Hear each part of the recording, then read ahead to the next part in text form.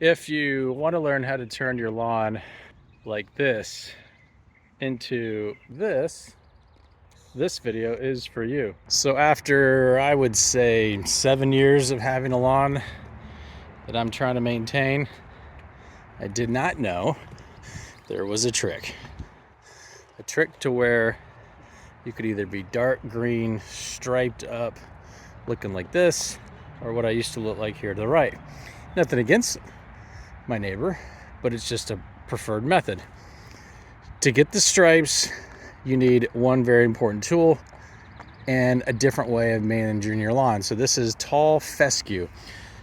Talking to some landscapers that do very decorative, high-end residential homes, I was told tall fescue needs to be cut as high as possible on your deck. And if it can't cut anywhere to 4 to 4.5 inches tall, then you're never going to get this effect. You need to change up your riding lawnmower or your push mower. I happen to use a push mower, which is why these are relatively skinny, to get this effect. And you also need to have a roller. You can't achieve this effect without a roller. And I'll show you here the roller in a sec. But also, if you're in climate zone 7, so I'm in North Carolina, I'm inland, and it gets, it'll be 95 to 100 degrees sometimes in the summer, but in the winter it might get below freezing, maybe it'll snow. But this is a mixture of tall fescue and about 15% Kentucky bluegrass. So Kentucky bluegrass grows a little bit different. It grows in what's called rhizomes, which means it spreads and it fills in the grass to give you more of a thick lawn, and it prevents weeds because it chokes out the weeds. So you cut it high, is 4.5 inches high, once a week, and you're gonna want to put iron on it about every 6 weeks. I think it's called pronounced shellated or shellac iron, spray iron.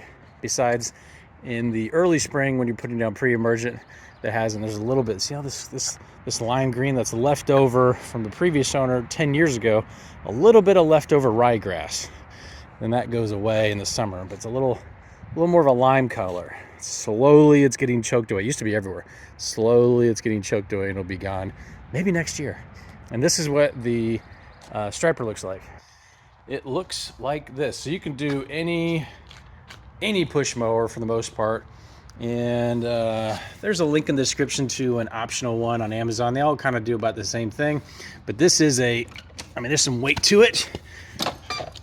That's probably 20 pounds. And it pushes the grass down at an angle. It attaches like this. There used to be a little flap that's right here. You take that off because you don't need it, and you push this down, and it will put some extra weight on the lawn. Will give you that rolling effect. There's a whole bunch of different styles. They all do about the same thing. This one, has a couple different wheels. So if you're turning, it makes it a little bit easier. But for the most part, you're gonna just stripe it. Here's a different angle so you can see what it looks like. This is like the second mow in the spring, so it's going to get more prominent come summertime, and the sun's, we're in the shade, so it's not as prevalent as if you were standing over there where I was first recording. But that's what happens. And so the grass has a slight tilt to it, and it's just the way the grass is being reflected off the light and gives you that striping effect. And but if you cut it too short, you're not going to get the same effect if this is fescue lawn. And then you want to cut it high so you can get a nice clean high. See how high that is? High edge there. Again, this is the only spot where it's jacked up with this ride, but you can get that nice tall 4.5 inch edge all the way down.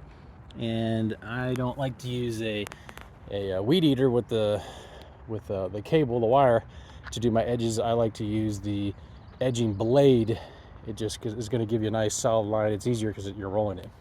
Hopefully that helps in your striping endeavors. But it's a couple different things. It's a mix of Kentucky bluegrass, fescue, tall fescue, You got to roll it, and then that iron will make that Kentucky bluegrass that is a darker grass.